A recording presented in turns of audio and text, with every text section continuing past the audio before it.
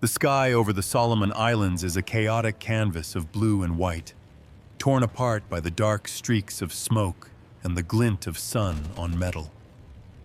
Inside the cockpit of an F-4U Corsair, a young Marine pilot fights for his life. His world has shrunk to the vibrating control stick in his hand, the roar of the 2,000 horsepower double Wasp engine in his ears, and the lithe green Predator dancing in his gunsight. An A6M0. He's doing everything the instructors taught him. He matches the Zero's turn, feels the G-forces press him into his seat, his vision tunneling. He anticipates the enemy's path, a complex mental calculation of speed, angle, and distance performed in a heartbeat. He leads the target, just a fraction, squeezing the trigger. The Corsair shudders as 6 50 caliber machine guns unleash a torrent of fire, a chainsaw tearing through the sky. But the tracers arc harmlessly behind the Zero's tail. He corrects, fires again. Miss. The Japanese pilot, a master of this deadly ballet, tightens his turn, forcing the heavier Corsair to bleed its precious energy. The American pilot is faster, better armed, better protected. But in this moment, none of that matters. He can't solve the geometry. He is fighting not just a man and a machine, but the unforgiving laws of physics. This scene, played out thousands of times in the Pacific, represents the fundamental crisis of American air power in 1943.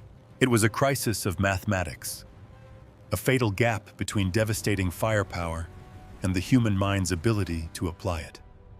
But the solution was already being forged, not in the heat of battle, but in the quiet precision of a laboratory thousands of miles away. It was a small, 12-pound box of spinning gyroscopes and polished mirrors, a mechanical brain that would soon be installed in the Corsair's cockpit. This is not simply the story of a new gun sight. This is the story of how that device fundamentally broke the established rules of air combat. Our thesis is this: the Mark 18 Gyro Gunsight did not just make American pilots more accurate.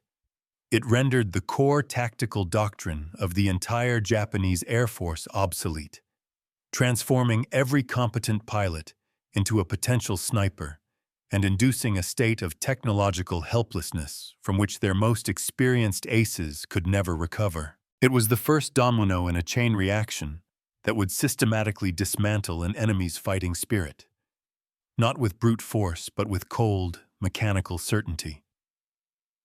To understand the revolution, we must first understand the old religion. In the skies of the Second World War, aerial combat was widely considered an art form. Victory belonged to the pilot with the sharpest eyes, the quickest reflexes, and an innate, almost mystical feel for his aircraft. This was the myth of the lone ace, the knight of the air, and its high priest in the Pacific was a Marine named Kenneth Walsh. On September 16, 1943, First Lieutenant Walsh, flying with VMF 124, recorded in his logbook a sentiment shared by nearly every pilot in the theater. Speed and firepower give us advantages the Zero cannot match. What we need now is better accuracy in deflection shooting. He wrote this not as a complaint, but as a statement of a fundamental truth. Walsh was one of the few who had mastered the art. By May of that year, he had already become the first Corsair ace, a title earned by wrestling with the most difficult problem in aerial gunnery: deflection shooting. Imagine trying to hit a running deer from a speeding train. Now imagine the deer can change direction in an instant. That is a pale approximation of the challenge. When a Corsair traveling at 400 miles per hour fires at a Zero maneuvering at 300, the pilot cannot aim at the target. He must aim at a patch of empty sky where the target will be when the bullets arrive. At a range of 500 yards, his 50 caliber rounds, traveling at over 2,700 feet per second, still take nearly half a second to cross the distance. In that half second, a zero in a hard turn could move nearly 200 feet. The pilot had to calculate this lead, this Kentucky windage, in his head, while pulling bone-crushing Gs, scanning the sky for other threats, and managing his own aircraft's energy. The standard equipment provided to him, the Mark 8 reflector sight, was of no help. It was essentially a glorified window with a dot of light on it. It showed the pilot where his guns were pointed, nothing more. The rest was up to him. All the complex trigonometry, the closing velocities, the angles of attack, it all had to be solved by intuition, by what pilots called seat of the pants flying. Kenneth Walsh was a natural. Through sheer repetition and an innate gift for spatial reasoning, he learned to sense the proper lead, to feel the moment when geometry and instinct aligned. He could paint with bullets, and his canvas was the sky. But men like Walsh were the exception, not the rule. The average Marine pilot arriving in the Pacific had around 200 hours of flight time. His gunnery practice consisted of shooting at drogues, fabric targets towed in a straight, predictable line. This was like a major league pitcher training by throwing at a stationary barn door. Suddenly, these green pilots were thrown into combat against experienced Japanese aviators who had been flying for years. The Japanese pilots knew their greatest advantage was not their plane's speed or firepower, but its astonishing maneuverability. The A6M0 could turn on a dime, practically pirouetting in the air. Their entire tactical doctrine was built around this strength. They would lure the faster, heavier American fighters into a turning dogfight, a furball, where the Americans' speed advantage vanished. In this swirling melee, the Japanese pilots would exploit their tight turning radius to force the Americans into impossible deflection shots, bleeding their ammunition and their confidence, before slicing in for the kill from an angle the American couldn't counter.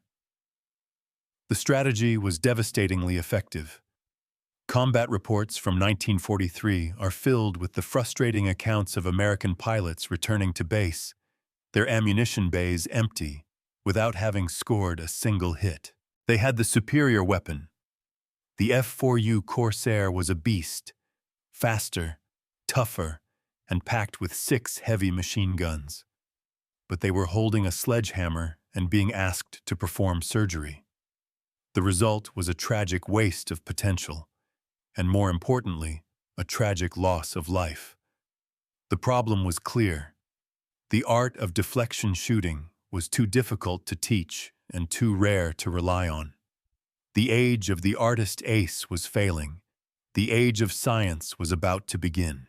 The seeds of this new age were sown not in the vast expanse of the Pacific, but in the smoke-choked skies over Britain.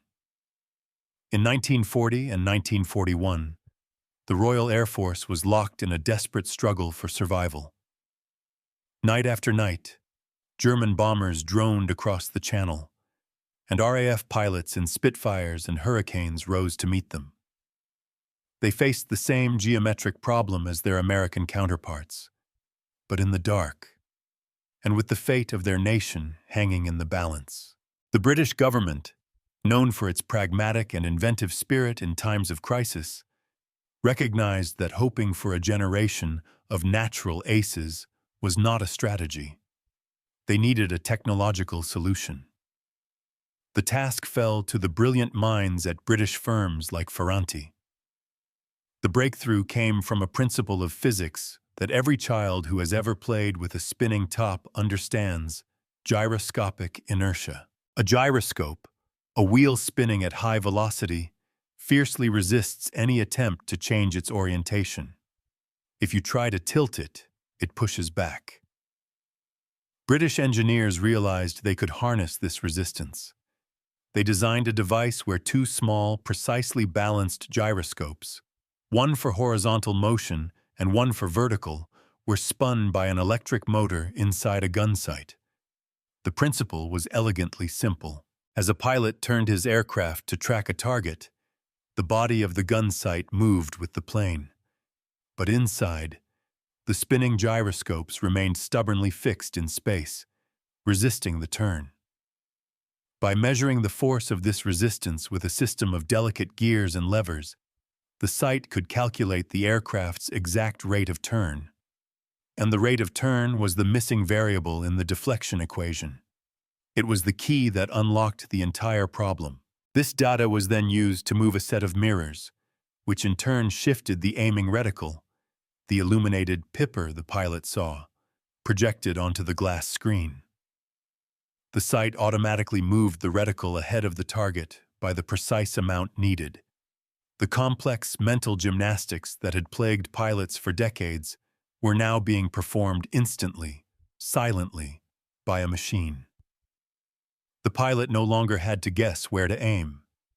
The gun sight simply showed him. The British called it the Mark II gyro sight.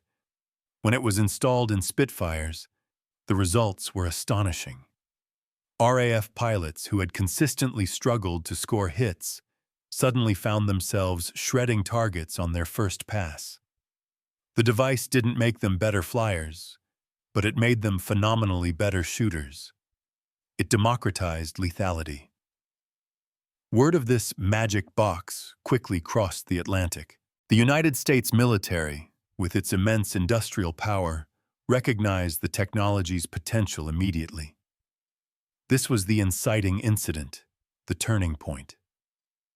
The problem had been defined in the skies over the Pacific. The solution had been invented in the defense of Britain, and now it would be perfected and mass-produced on a scale only America could achieve. The contract was awarded to the Sperry Gyroscope Company of Lake Success, New York. Sperry was a titan of American industry, a place where the most complex navigational and fire control systems were born. Their task was to take the British design and adapt it for American manufacturing techniques, creating a version that could be produced by the tens of thousands. The Army Air Force would call their version the K-14, destined for the P-51 Mustangs and P-47 Thunderbolts dueling the Luftwaffe over Europe. The Navy and Marine Corps version, built for the brutal conditions of carrier operations, was designated the Mark 18. To walk onto the factory floor at Sperry in 1944 was to witness an industrial miracle. Over 20,000 workers, many of them women who had entered the workforce for the first time, toiled in shifts around the clock. They were not building crude weapons of war. They were assembling precision instruments. The Mark 18 was substantially larger and more complex than the simple reflector sight it replaced. It weighed 12 pounds and was packed with a labyrinth of gears, bearings, and lenses machined to tolerances of thousandths of an inch. At its heart were the two gyroscopes, miniature marvels of engineering, designed to spin flawlessly at thousands of revolutions per minute, while being subjected to the violent forces of aerial combat. This was the linchpin moment. The decision to mass-produce this technology was the first domino to be pushed. From this factory in New York, a ripple effect would spread across the globe, eventually crashing like a tidal wave onto the shores of Japan, shattering the confidence of its pilots and the foundations of their tactical doctrine. The age of intuition was officially over. The era of the mechanical sniper had dawned. To the pilot climbing into his Corsair for the first time with a Mark 18 installed, the device must have seemed like a piece of science fiction. The old, simple reflector sight was gone. In its place was a bulky black case with a larger glass plate. Looking through it, the pilot saw not one, but two aiming reticles. On the left, a fixed crosshair showed where the plane's nose was actually pointing. But on the right was the magic, a gyroscopically stabilized circle of light, surrounded by 6 diamond-shaped pips. This was the computed aiming point. This was the ghost in the machine.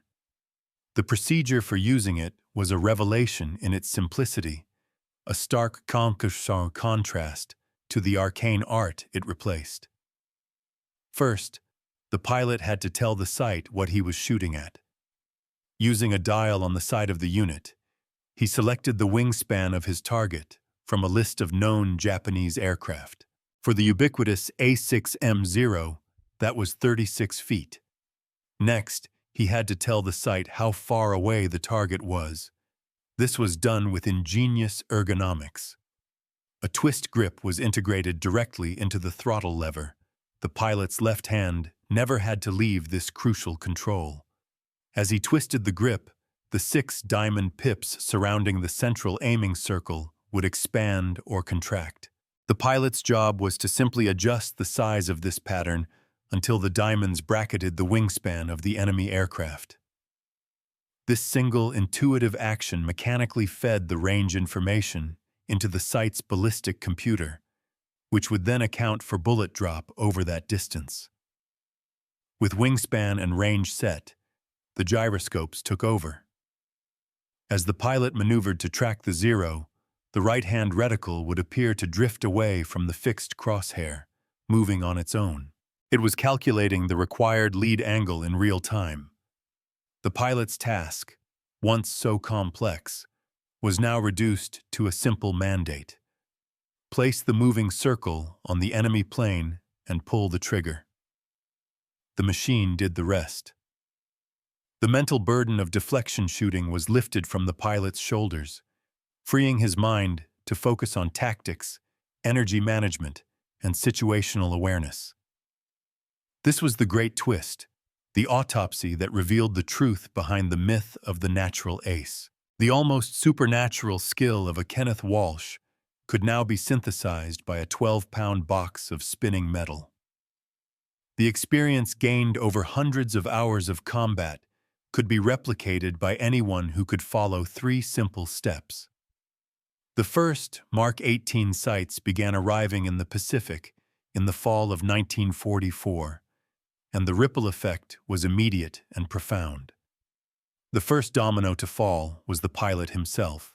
Lieutenant Robert McClurg, flying with the reformed VMF 214, the Black Sheep Squadron, had already scored victories using the old reflector sight. He was a skilled, experienced combat pilot. But in a letter home, he described the Mark 18 as representing the difference between skilled guesswork and mechanical certainty. He wrote that the device compressed years of experience into a few hours of training. Squadron commanders noted a startling trend in their operational reports. Less experienced pilots, the newbies, who previously would have been lucky to survive their first few missions, were now achieving kills. The performance gap between the veteran ace and the replacement pilot narrowed dramatically.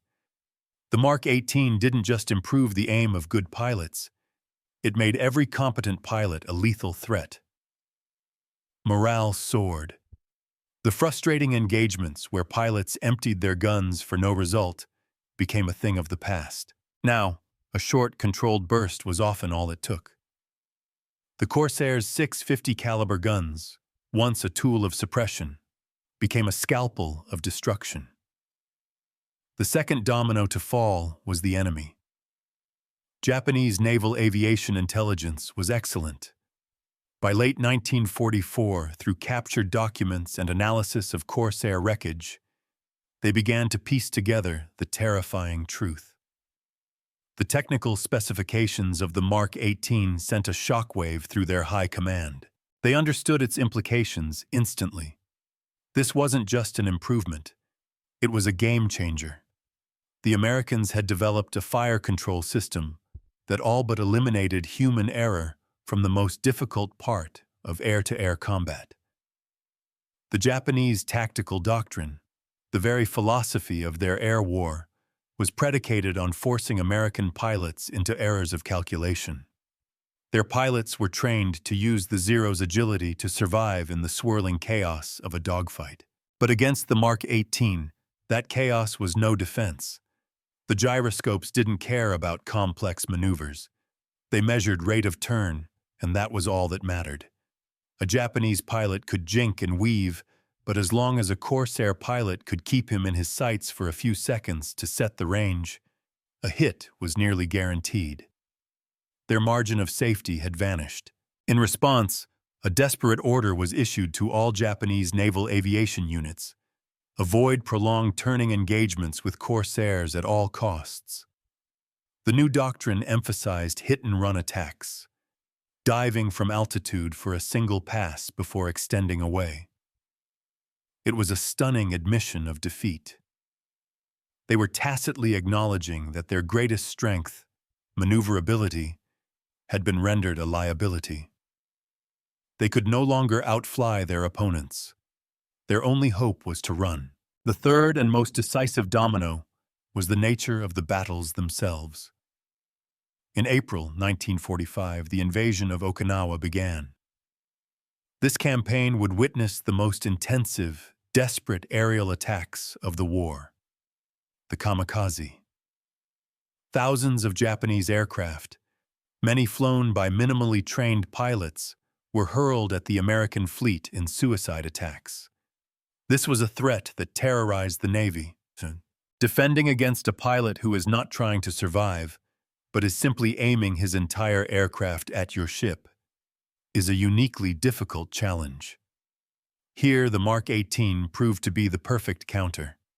Kamikaze aircraft flew relatively predictable flight paths, making a beeline for their targets. For a Corsair pilot on combat air patrol, this made the job of the gunsight remarkably straightforward. They could acquire the incoming Zeke, or Val, use the diamond pips to quickly set the range on the non-maneuvering target, place the computed reticle on the engine, and fire. First burst hits became the norm. Pilots who might have struggled to down one attacker with the old sights could now dispatch 2 or 3 in a single engagement, conserving precious ammunition and multiplying the fleet's defensive screen. The Mark 18 turned the terrifying wave of the kamikaze into a series of solvable targeting problems. It transformed the sky around Okinawa from a space of mortal terror into a shooting gallery. Post-war interviews with the few Japanese pilots who survived encounters with Mark 18-equipped fighters revealed the profound psychological impact. They spoke of the unnerving accuracy of American fire, of tracers that seemed to curve through the air with an unnatural intelligence, hitting them no matter how hard they maneuvered.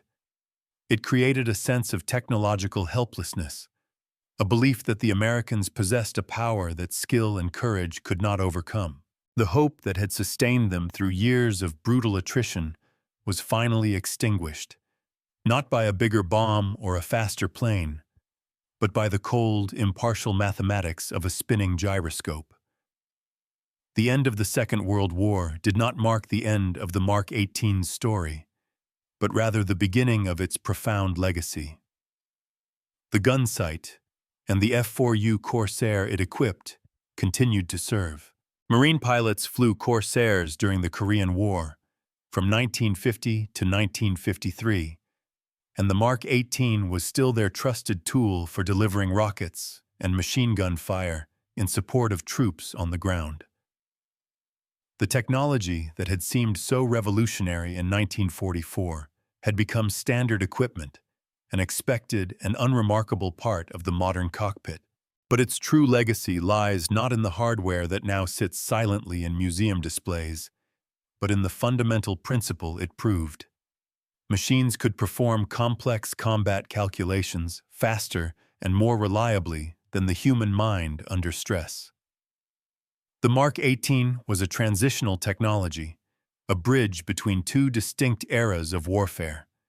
It was the absolute pinnacle of mechanical fire control, yet it was also the direct ancestor of the electronic systems that would define the jet age. Follow the lineage.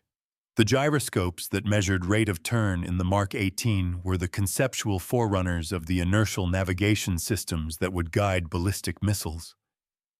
The idea of a computer automatically calculating lead and displaying an aiming cue to the pilot evolved directly into the head-up displays, or HUDs, found in every modern fighter jet. When an F-35 pilot today looks through his helmet-mounted display and sees a targeting box lock onto an enemy aircraft, he is seeing the digital descendant of the simple, illuminated reticle that the Mark 18's gyros pushed across a glass plate 75 years ago. The progression was swift and relentless, from reflector sights to gyroscopic sights, to radar-guided gun sights in early jets, to the first air-to-air guided missiles in the 1950s, which removed the need for the pilot to aim at all.